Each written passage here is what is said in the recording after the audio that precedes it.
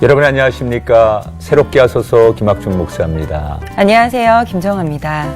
어느 나라든지 복음이 들어가는 그 통로는 선교사님들의 헌신과 또 핏값으로 그곳에 복음이 전해지고 교회가 세워집니다. 네. 지금도 세계 곳곳에 수많은 선교사들이 마치 황무지와 광야 같은 곳에 복음을 전하기 위해 또 씨를 뿌리고 열매를 맺기 위해 애쓰고 계신 분들이 참 많습니다. 네, 2019년 새해 새롭게 하소서 첫 손님으로 모신 분 역시 복음을 위해 모든 것을 헌신하신 분입니다. 특히나 모두가 어렵다는 곳, 우리 민족의 깊은 상처가 남아있는 일본 그 땅에서 한 영혼을 구하기 위해 열심을 다하고 계신 분인데요. 네. 어떤 분이실지 영상을 통해서 확인하시죠. 일본 오사카에 위치한 지역 나니와 여행을 즐기기 위해 이곳을 찾는 많은 사람들. 그러나 한가로운 모습 뒤편으로 몸도 마음도 굶주린 채 도움의 손길을 기다리는 사람들이 있습니다. 이런 황폐한 땅에서 그들에게 손을 내밀어 예수님의 사랑을 전하는 사람, 나니와 교회 김종현 목사입니다. 그 땅의 영혼들을 위해 눈물과 기도로 씨 뿌린 지 20여 년, 때로는 사람들의 배신에 상처받기도 하고 하나님의 뜻을 구하며 울부짖기도 했습니다. 그러나 가장 낮은 자리에서 아무도 가지 않는 곳을 찾아 섬기라는 마음을 부어주신 주님. 그 마음의 순종에 노숙자들과 함께 울고 웃고 부대끼며 살아왔습니다. 그 사랑과 섬김이 기적을 낳았습니다. 모두가 포기한 이들, 결코 변하지 않을 것 같았던 노숙자들이 하나님의 사랑으로 변하기 시작했습니다. 지금도 그 기적을 이루어가며 일본 땅에 잃어버린 영혼들을 찾고 있는 김종현 목사의 이야기를 들어봅니다.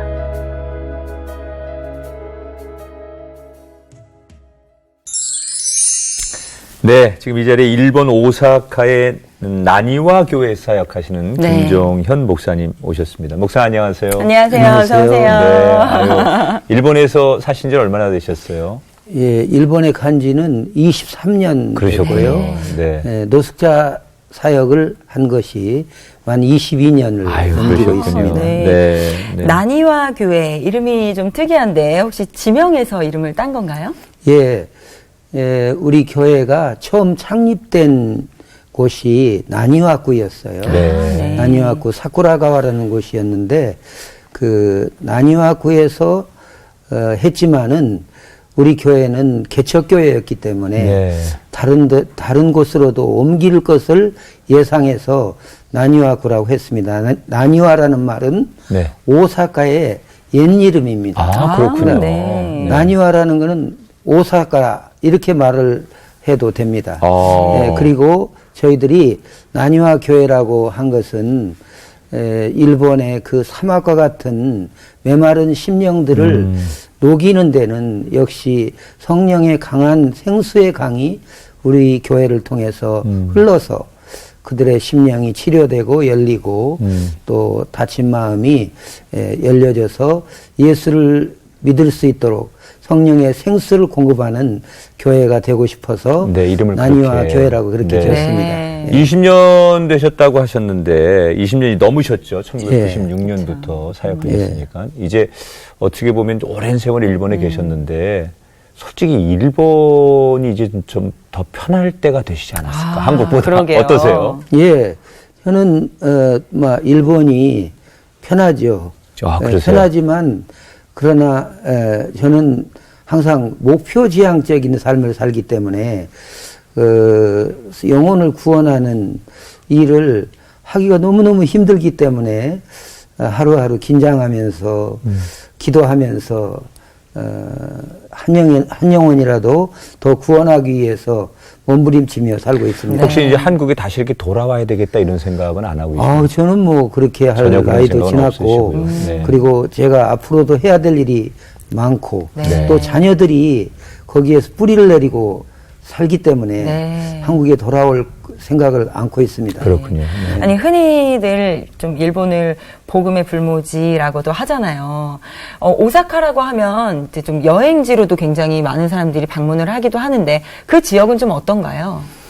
예, 우리 지역도 역시 일본의 전체적인 흐름과 똑같아서 뭐 1%도 안 되고 네. 저는 오사카 지역의 교회 대표 역할을 여러 번 했어요.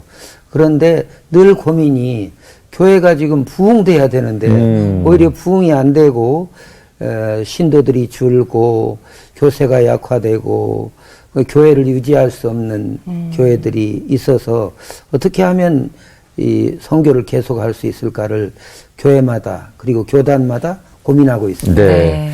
교회 사역만 하시는 게 아니라 지금 이제 어려운 이웃들을 돕기 위해서 공동체를 운영하신다라는 얘기를 들었습니다. 공동체라고 하는 것은 어떤 대상을 위해서 지금 하시는 사역인가요? 예, 저희들이 사랑의 집 사역인데 네. 이 사랑의 집 사역은 노숙자들에게 복음을 전하고 또 그들에게 육신의 양식을 제공해서 그들이 낭망하지 않고 그리고 생명을 이어갈 수 있도록 그리고 삶의 용기와 희망을 가지고 살 수 있도록 우리들이 노숙자들을 섬기는 그런 사역을 하고 있습니다. 그 처음에 어떻게 시작을 하셨어요?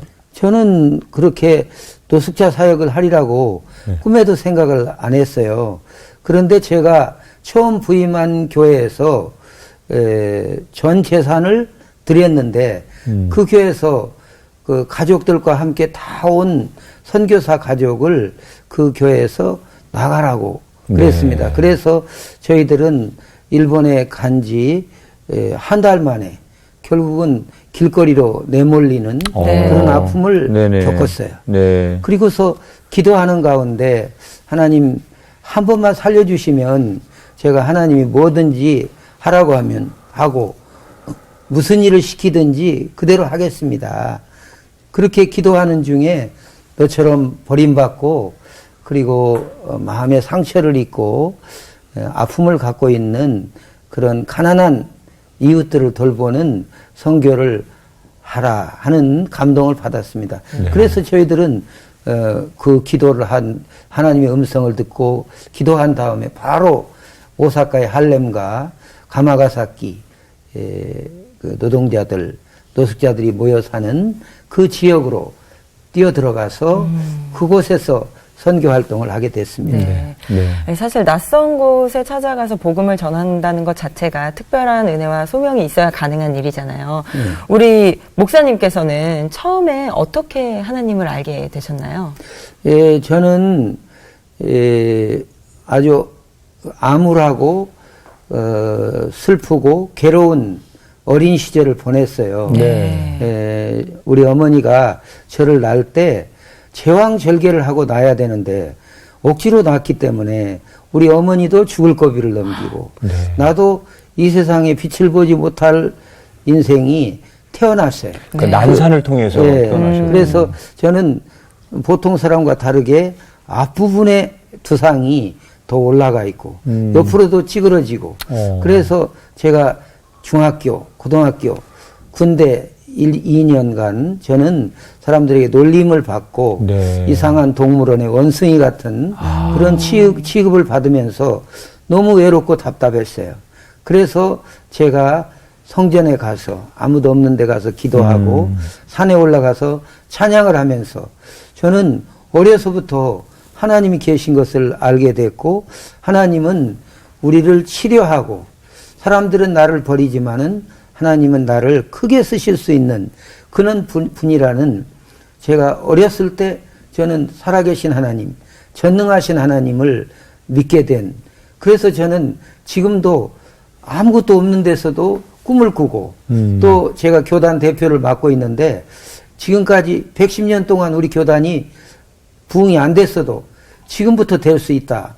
그런 그 꿈을 꾸는 사람으로 바뀌게 됐어요. 원래는 그 모태신앙이셨고요. 그렇죠. 네. 네, 몇 제가, 대째 신앙이십니까? 네, 4대 네, 크리스찬 그렇군요. 가정에서 네. 태어났습니다. 그러니까 이제 외모 때문에 사람들에게 놀림을 당하고 외롭고 힘든데 그래도 피난처가 하나님이었고 교회였고 그래서 어찌 보면 자연스럽게 하나님과 가까워지니까 신학도 하신 겁니까? 그럼 곧바로? 예, 신학교에. 그러면 신학을 하시면서부터 나는 선교사가 돼야지 이렇게 목회 방향을 정하셨던 거예요? 그렇지 않았습니다. 네. 저는 신학교에 들어가서 이제 신대원에 들어간 다음에는 그다음에 목회를 해야 되는데 어떤 목회를 할까? 저는 가슴에 한이 맺혔어요.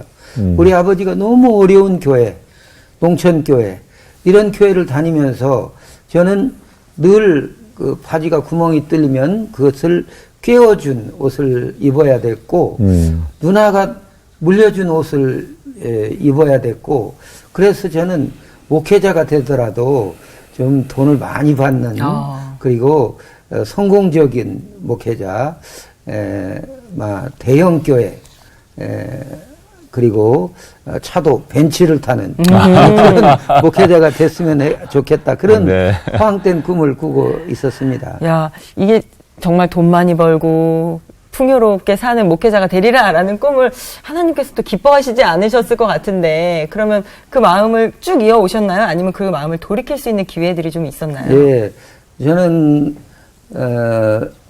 신대원 다닐 때 교육전도사로 있을 때 서울에 있는 어떤 목사님이 저에게 우리 교회 와서 목회를 해라. 그러면 부목사도 되고 서울 한복판에서 목회를 할 수 있게 된다.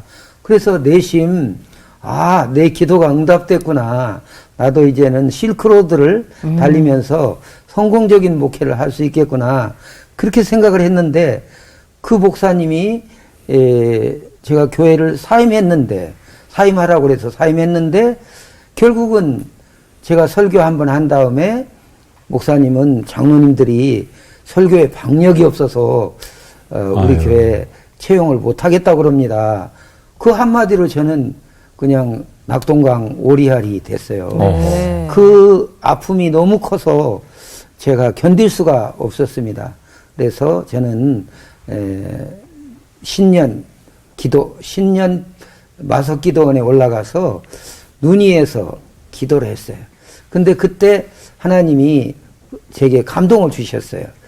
네가 지금 버림을 받고 서울에 있는 교회를 가지 못한 것은 그 목사님이 잘못해서가 아니라 내가 계획한 거다. 네. 너를 새롭게 쓰기 위해서 그런 거다.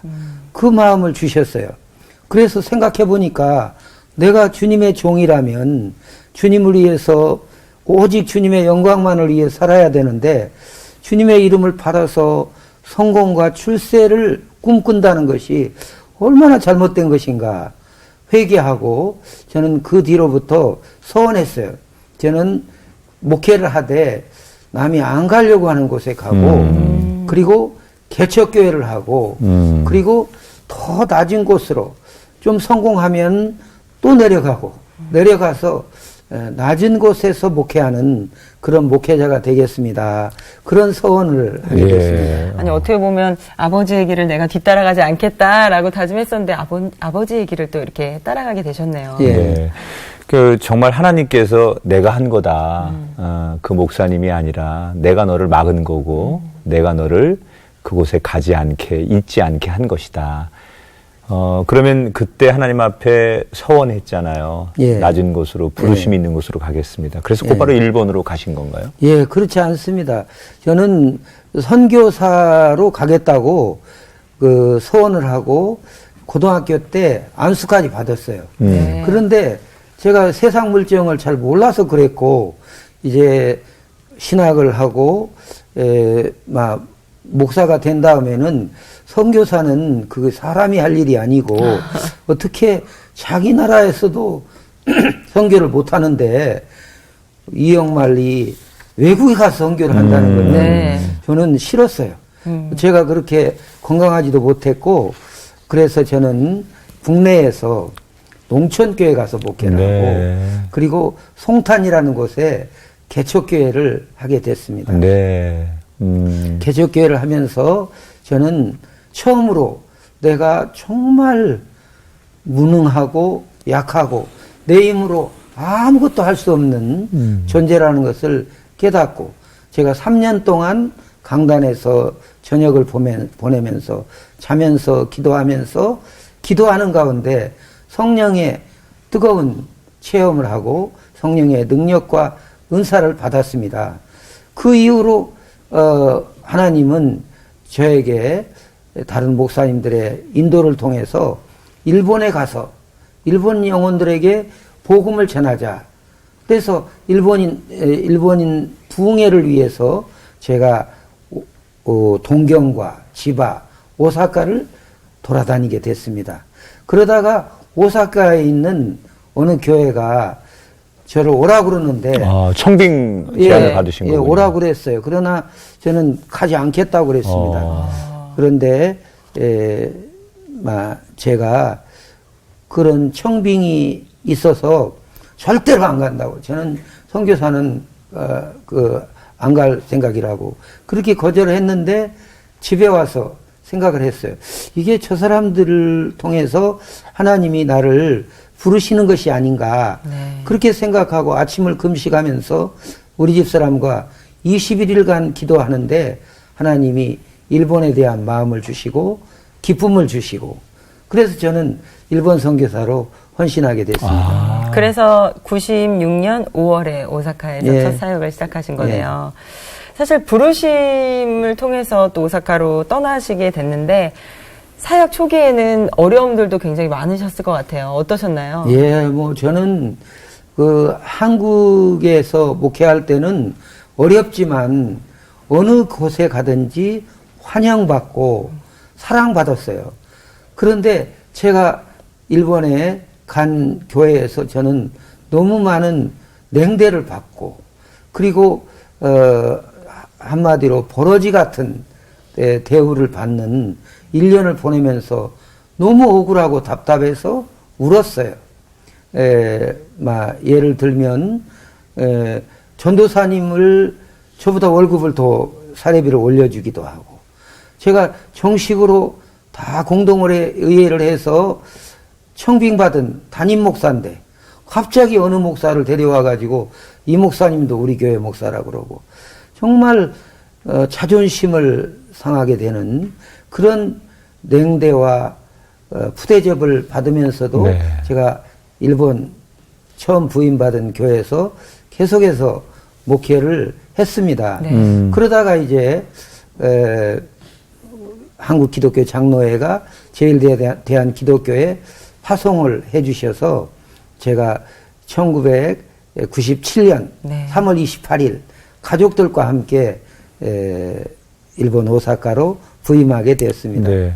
분명히 하나님의 이끄심이라고 생각하고 일본으로 가셨는데 예. 가서는 정말 청빙이 돼서 갔지만 그 일본 땅에서 내가 생각하는 만큼 목회가 되지 않았고 예. 많은 부당함이 있었다고 생각이 드셨고 예. 그러다 보면 우리 인간이 할 수 있는 것은 하나님 앞에 하나님 왜 이렇게 불공평하십니까? 왜 나를 이곳에 보내셨습니까? 어떻게 이런 일이 있을 수 있습니까? 이렇게 우리가 항변하게 되잖아요.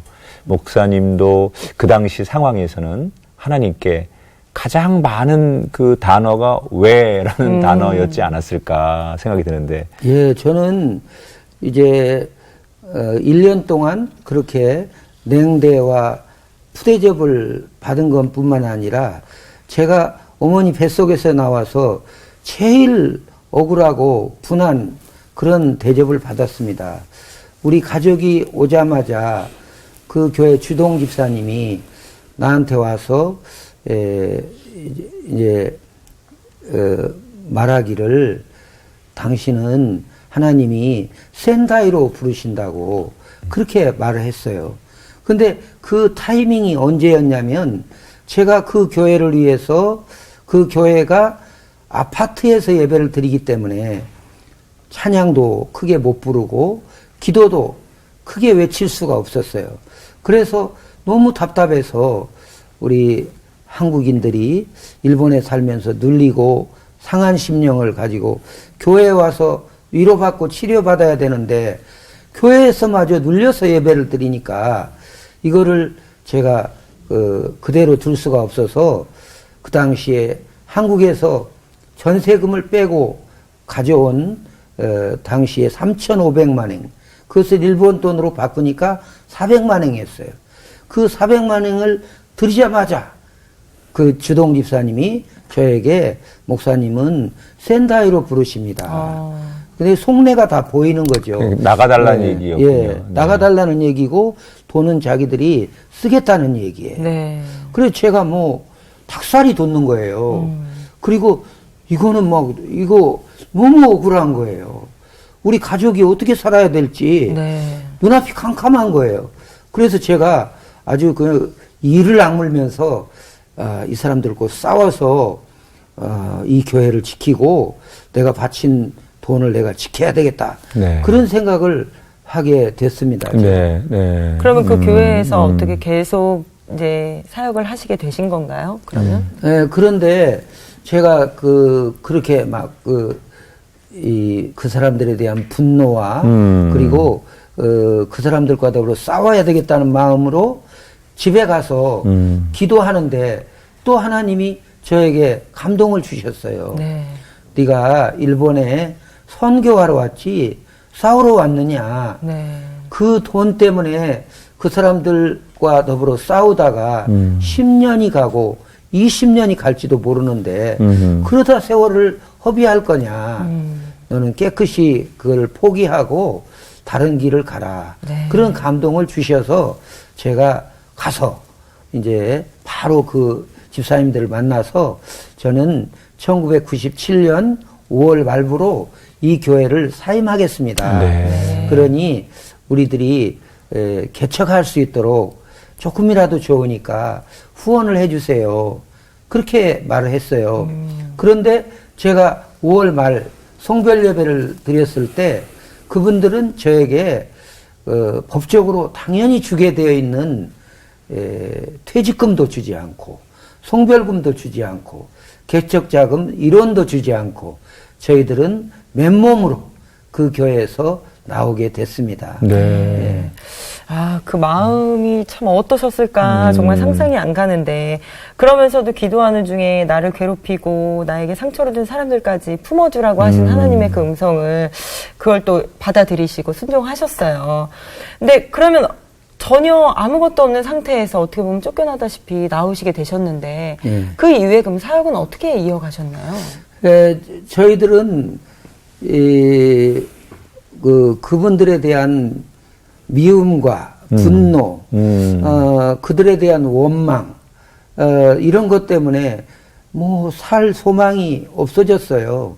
그때 저희들이 한 달간 아무도 만나지 않고 어디도 가지 않고 집에서 한 달간 금식을 시작을 했어요. 그때 하나님이 원수를 사랑하고 너를 핍박하는 자를 위해서 기도해라. 네. 그래야 내 아들이 되리라. 이 말씀을 주셨어요. 그래서 저들을 용서하기로 마음먹고 네. 그리고 용서하고 축복하는 기도를 드리고 가서 그들을 안아주었어요. 네. 그렇게 마음을 먹으니까 이게 하늘문이 열리는 거예요. 전에는 이 400만행이 없으면은 일본에서는 못 살 것 같고 죽을 것 같았어요.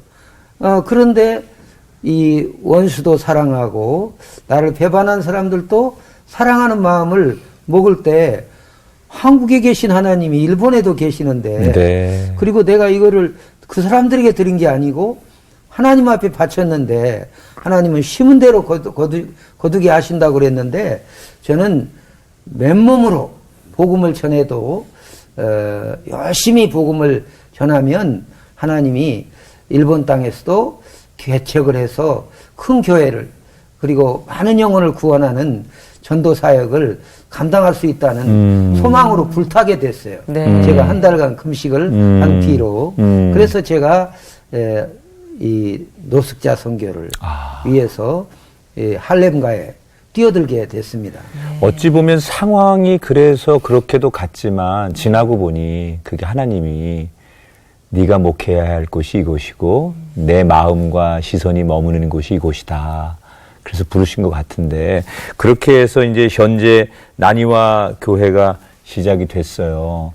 그런데 이제 노숙자들을 섬기시는 거잖아요. 예. 처음에 이건 역시도 낯선 거기 때문에 시작하기가 쉽지 않았을 거고 어떻게 처음 이 노숙자들 그 사역들을 시작하셨는지 뭘 하시면서 하신 거예요? 구체적으로? 저는 처음에 이게 원수를 사랑하고 핍박하는 자를 위해 사랑하겠다고 그랬더니 하나님이 아마 그 당시에 저에게 눈에 콩깍지를 끼게 해주셨던 것 같아요.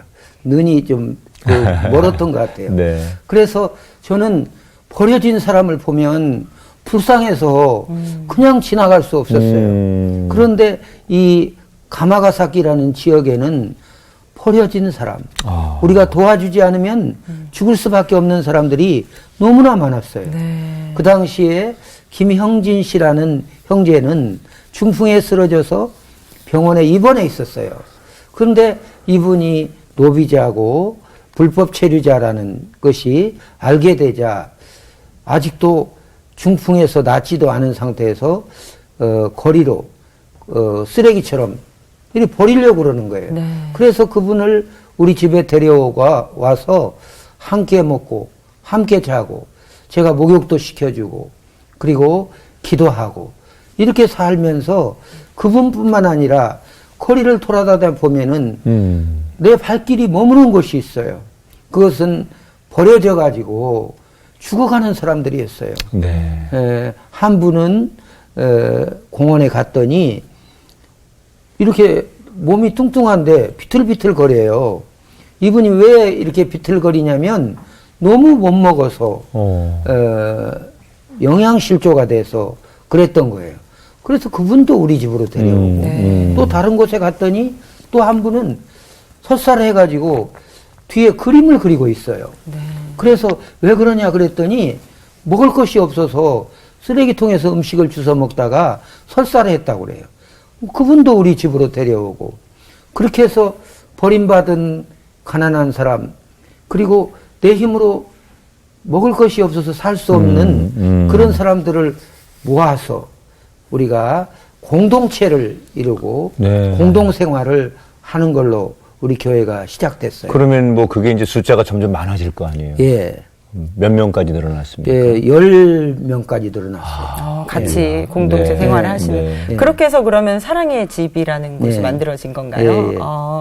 근데 아무리 이렇게 사랑으로 내가 섬기고 베풀어도 내 마음만큼, 내 기대만큼 변화되지 않는 상황들이 또 올 때가 그렇지. 있잖아요. 또 그러면 또 힘들지요. 네. 근데 그런 분들 보시면 혹시 뭐 상처받거나 또 혹은 마음이 어려워지거나 하는 상황들은 없으셨나요? 예, 저는 뭐든지 처음 하는 일이잖아요. 네. 제가 노숙자 선교를 해본 적도 없고, 그리고 일용 노동자들, 그것도 한국에서 살다가 살 길이 막연해서 일본으로 넘어온 사람들, 그분들의 삶이라는 게 저는 그렇게 생각했어요. 제가 제 모든 걸 털어서 그분들을 먹여주고 어려울 때 도와주고 그러면 감동을 받아서 네.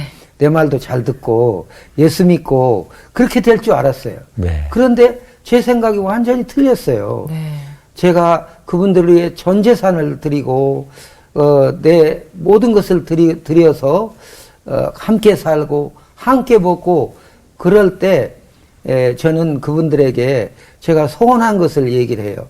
당신들 나는 사람을 버릴 줄 모르는 사람입니다. 나는 한 사람을 사랑하면 끝까지 사랑하고 섬기는 사람이기 때문에 안심하고 사세요. 그랬더니 이분들이 저를 거꾸로 악이용하는 거예요. 네. 그래서 돈이 생기면 술 먹고 술 먹으면 싸우는데 뭐 한 말을 던지고 그리고 이단 옆차기를 해서 목욕탕 유리창을 깨고 벽에 구멍을 뚫고 그래서 저는 도저히 이분들을 섬길 수가 없었어요. 그래서 하나님께 하나님 난 도저히 못하겠습니다. 이것들이 인간입니까? 그렇게 기도를 했는데 하나님이 저에게 주시는 말씀은 지극히 작은 자 하나에게 한 것이 내게 한 것이니라. 왜 저들을 정죄하고 판단하느냐 미워하느냐 있는 그대로 사랑할 수 없니? 그런 마음을 주셨어요. 네. 그래서 저는 오히려 회개하고 제가 이렇게 죄 많은 인간 그리고 마음껏 폭력을 휘두르고 그리고 마음대로 살아가는 이런 사람들을 사랑하지 못하는 속 좁은 내 모습을 회개하고 하나님 앞에 3년간 제가 그 연단을 받았어요. 네. 그랬더니 제가 욕을 먹는 것도 자장가로 들리고 또 이제 아무리 힘든 사람들도 그분들을 상대할 수 있는 그런 사람으로 네. 하나님이 저를 바꿔주셨어요. 네. 아마 처음에는 이제 우리 목사님도 조바심이 좀 났을 그렇죠. 거예요. 어렵게 시작했고 이들을 정말 행복하게 그리고 하나님 사랑하시는 영혼으로 만들어 주려고 하다 보니 인간적인 그런 기대감 이런 것 때문에 실망도 했지만 네. 정말 하나님의 때에 하나님이 하시는 것을 맡기고 사역하다 보니 여유가 생기고 그들을 사랑할 수 있는 하나님의 마음을 갖게 되셨는데 이제는 그렇게 하나님의 마음으로 사역하면 하나님이 일하심을 경험하게 될 텐데 사실은 아무것도 없이 광야 같은 그 한복판에서 사역이 시작되신 건데 지금까지 이렇게 사역을 잘해 오신 거 보면 때를 따라 하나님께서 광야에서 이스라엘 백성들 먹이고 입히신 것처럼 그때마다 공급하셨던 것 같아요. 예배당도 지금 있고 그런데 그런 것 역시도 다 하나님께서 도우셨기 때문에 예배당도 생기고 그러지 않았을까 생각이 드는데 어떠셨어요? 예, 저는 아주 조바심도 많고 네. 또 믿음도 없고 꼼수, 장깨를 부리기 좋아하는 사람이에요. 근데 이거 뭐 아무것도 없는데 네. 우리 식구 살기도 힘든데 네. 뭐 함께 살아가는 사람들이 많이 있고 네. 또 노숙자들을 먹여야 되고 이러니 이게 감당이 안 되잖아요. 네. 네. 그래서 제가 생각한 게 이거는 돈을 벌어서라도 이 일을 해야 되겠다. 그랬더니 우리 집 사람이 뭐 정색을 하고 그렇게 하면은 나하고 이혼하자고. 네. 당신 선교하러 왔지 일하러 왔냐고. 그렇게 말을 해요. 그래서 그것도 할 수 없어요. 그래서 다음에 꼼수가 뭐냐면은 좀 돈이 많은 자매가 우리 교회에 나왔어요. 그분에게 부탁했어요. 우리가 노숙자들에게 이렇게 밥을 나눠주고 우리 집에서 함께 먹고 사는 사람들이 이렇게 많은데 당신 여유가 많으니까 우리 교회 쌀 좀 몇 푸대라도 사주시면 큰 힘이 되겠습니다. 그랬더니 이분이 쌀을 사주기는커녕 뒤에 가서 저 목사는 칼만 안 찼지 강도라고 어떻게 돈을 내라고 그러냐고 네. 그러면서 저를 비난하는 거예요. 그래서 제가 그 기도하면서 조지 뮬러의 책을 탐독을 했습니다. 탐독을 하면서 작정을 했어요. 그거는 뭐냐면은 우리가 사람을 의지하지 않고 하나님만 의지하며 기도한다. 그리고 절대로 돈을 빌리지 않는다. 그리고 그래도 안 되면 어떻게 하느냐. 하나님이 주실 때까지 내 가지고 있는 오병이어를 들여서 하나님만 의지한다. 그리고 하나님이 채워주시지 않으면은 뭐 그대로 나는 순교한다. 이런 그 노숙자 사역을 위해서 저는 처음부터 원칙을 정했어요. 그래서 저는 한 번도 제가 어떤 사람을 만나서 내가 이렇게 노숙자들을 많이 먹이고 버려진 사람들과 공동체를 하고 그러니까 우리 길을 도와주세요. 부탁해 본 적이 네. 없어요. 네. 근데 기도하면 하나님이 넘치도록 채워주시는 거예요. 네. 기적을 계속 일으켜 주시고, 그리고 우리 교회가 교회를 세울 수 있도록 그런 하나님이 처음에 길을 예배당은 어떻게 그럼 마련하셨어요? 저희들은 뭐 돈 있으면 털털 털어서 노숙자를 섬기면은 돈이 없어요. 네. 근데 우리 교회에 와서 자원봉사를 하시는 여자 집사님, 권사님들이 아이 목사님 이렇게 15평에 120명을 넣어놓고 목회를 하는데 이렇게 하면 되겠습니까? 교회당을 지어야죠. 교회당을 지어서 넓은 데서 노숙자들에게 안식도 제공하고 그리고 저들이 잘 섬길 수 있도록 좀 건축을 꿈꾸세요. 저는 한 귀로 듣고 한 귀로 흘렀어요. 그런데 어느 한 여자 집사님이 한 달에 한 번씩 오는데 매달 저금통을 가져오는 거예요. 그 저금통을 깨보니까 한 달에 5만 원씩, 50만 원씩을 헌금하는 거예요. 네. 500엔짜리만 넣어서 가져오면서 말하기를 자기는 일본에 와서 지금까지 많은 돈이 주어졌지만은 놀고 먹고 나만을 위해 썼는데 내가 하나님 나라 가기 전에 내가 좋은 일 한번 했다는 그런 하나님 앞에 내가 삶의 흔적을 좀 남기고 싶으니까 이걸 가지고 나니와 교회를 세워주시되 샤워장을 만들어주세요. 노숙자들도 때를 씻을 수 있는 그런 시설도 만들어주세요.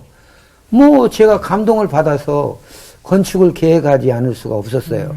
건축을 계획하고 나니까 노숙자들이 우리도 좀 뭔가 하겠다고. 아, 노숙자분들이 스스로. 네. 네.